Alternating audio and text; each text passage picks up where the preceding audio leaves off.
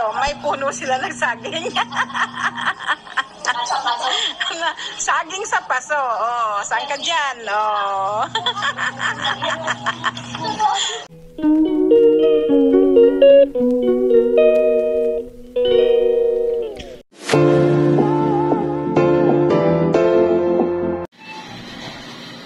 Ayan guys, may biyaya tayo. Ayan, oh. Cute at antaba. Si-share ko sa inyo guys ang unbelievable story ng biyayang ito. Itong saging na ito guys ay matagal nakatanim sa paso. Yan, at lagi naming pinagtatawanan noon, kailan ka pa ba mamumunga at nang matikman ka namin? So ayan guys, eto na siya ngayon. Pero hindi siya namunga doon guys sa paso. Pinatanim niya doon sa barangay, sa bakanting lote, kasi kagawad po ang asawa nito. Pinatanim niya doon at namunga, tumubo na, tumaba at namunga. So ito na siya guys. So sabi niya sa akin, bibigyan kita ng saging na palagi natin noon pinagtatawanan. Tikim ka. So ito na siya guys. Oh. Ang saging sa paso. Ito na siya ngayon. So, okay. Hello guys! Good morning! So, ito, vlog for today. Ayan, meron na naman si Grandma Biyaya guys. Straight from Mindanao. Okay. So, titingnan natin kung ano-ano yung mga ito guys, ha? So, ito guys ay suman malagkit. Yan. Then, ito naman ay ayan, sarap. Bukayo, ito tawag sa amin mga Ilonggo. Ayan, oh. Sarap yan palaman guys. At ito ay, kaitim ng kuko ko. Naglinis kasi ako sa labas. Native na manok. Yan. Tapos, ito naman ay request ito ng anak ko. Yan. Bagoong alamang. So, ayan. Iba kasi yung bagoong sa probinsya. Tuyo. Tulad ko sa Maynila na basa. Ayan, oh. So, ayan siya, guys. Straight from Mindanao. Sumakay pa ng eroplano. Pasalubong kay Grandma. Pupunta ng abroad ang nagdala nito guys. Ayan, our blessing for today and today's video for Lolo. Okay guys, sabayan nyo ako at ako'y kakain nito. So ito yung ating chicken na native. So ano natin guys, lutuin ko siya uli sa bawan. Kasi ito ay ginisa lang niya at pinatuyuan. Wala daw suka para kung gusto ko itinola, pwede. So, itinola ko siya, guys. Sabawan ko siya ngayon. Ayan, ating luya, kamatis. Ay, sibuyas pa pala, guys, no? Okay, tapos, ito yung ating sayote, siling pansigang, and malunggay. So, ayan, guys. Then, magpaandar na tayo ng ating talan. So, ayan na po yung ating chicken. Nilagay ko na. Gisahin lang natin saglit.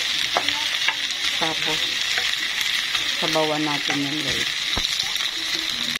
So, ayan, guys. Kunting gisa lang tayo kasi ginisa na ito. Ayan. Lalagyan na natin yan ng sabaw.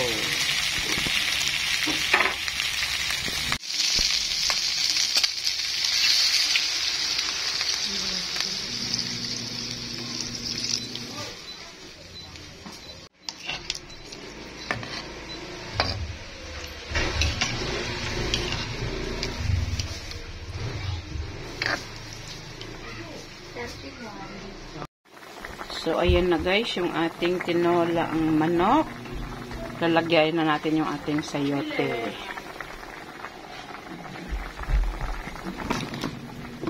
Okay. Ngayon, ano mo? Tignan mo na yung sa bahay tayo. Uwi na ka, ma? Oo, uwi ka na. Be, call back kita mamaya, Be. Call back kita mamaya, Be. So, ayan na yung ating malunggay na lagay na. So, almost done na guys yung ating tinola. Tinolang native na manok straight from Mindanao. Okay. Bali, ginisa lang yan kasi doon. Para anytime daw ano gusto kong luto, pwede. So, ayan guys. Thank you very much sa aking pinsan nga nag-effort nagpadala ng native na manok. Thank you very much, Day. Ayan guys, nag-iisip talaga ako may kulang. Ano bang kulang?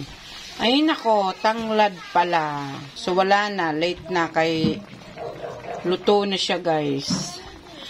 Ilang beses ako nagtikim-tikim. Kung may kulang talaga, ano bang kulang? Ayun, si tanglad pala guys. Okay. Yaan na. Kaya ayan, cook na kasi siya eh. Hindi na pwede ihabol. So, ito na guys, yung ating pagkain. Ayan, yung tinola natin. Ng native na manok, straight from Mindanao. And kanin. Okay, ayan guys, kakain na si Grandma. So, ayan, sabayan nyo si Grandma. Ayan, sabayan nyo si Grandma guys. And kakain na si Grandma. Yung ating tinolang manok. Yan.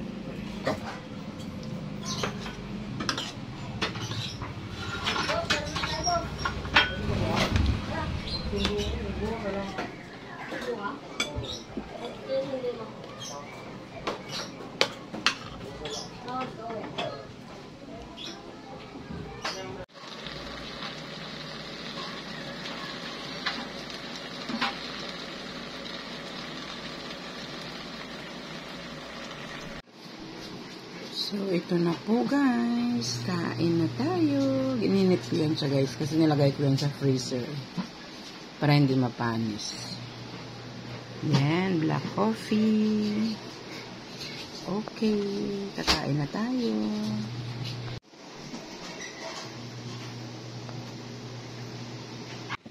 So, ayan po. Tapos na si Grandma mag-almusal. Then, nagkain din ako ng pandesal kanina. Isang piraso lang. So, ayan. Sunod na naman ang gagawin natin po ay magluluto. At dito na naman tayo ngayon po sa dalag. Ayan oh, ang laki ng ano niya, itlog. Ang laking dalag guys. Okay, ayan. Ito naman guys ay bigay ng kaibigan niya, kumpare niya. Long friend na niya yan. Tagal nila hindi nagkita. Nung nagkita sila, madami siyang isda na dalag at saka tilapia. Binigay niya ito sa asawa ko. At itong dalag po ay 1 linggo na itong nakalagay lang sa timba. Pinapakain ko lang ng kangkong. Kasi paluluwain daw. Ayan, para maglinis siya. Sayang guys, no? Pag sa province siguro, ang dami ng itlog, oh. See, ang laki-laki kasi niyan, eh. Ayan, oh. Ang laki-laki, oh. Ayan. Tagal niyang nilinis, nahirapan siya. Palibhasa, ang tagal na hindi nakaano ng dalag. So, ayan guys. Sabayan niyo ako at lulutuin natin yung dalag. Gagataan natin. Yan, that's also a biyaya from his kumpare. Okay. So, ayan na yung ating dalag. Yan. Bali, unang gata pa lang yan, guys. Pag naluto na yan mamaya, saka natin ilalagay yung pangalawang gata. Okay. So, ayan. Nalagay na natin yung kakang gata. Yan. Wait na lang natin saglit para maluto na. And sabi, wag daw takpan. So, ayan. Finally done na yung ating dalag. So, ayan. Kakain na po tayo. kasi pinagdugtong-dugtong ko na po lahat ng mga biyaya ni Grandma. So, ayan na guys. Kainan na naman. And ito po yung vlog ni Grandma, ang mga pinagsama-samang mga biyaya. So, ang daming biyaya guys. Maraming salamat sa mga nagbibigay ng biyaya, nagsishare kay Grandma. So, kakain na tayo. Yan. Yan, sarap. Ang tagal ko na po hindi nakatikim ng ganitong ulam. Oh, pero dati sa probinsya guys, ganito 'di ba? Naalala ko nung nasa probinsya kami dati guys, mayroon kaming kuryente. Pang-kuryente ng isda sa ilog.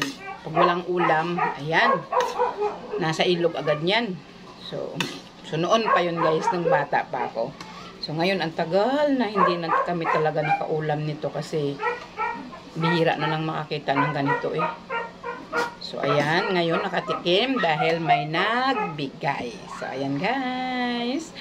Ayan yung mga biyaya ni Grandma for today. For today's video para kay Lolo. So ayan, subo na tayo. Sarap.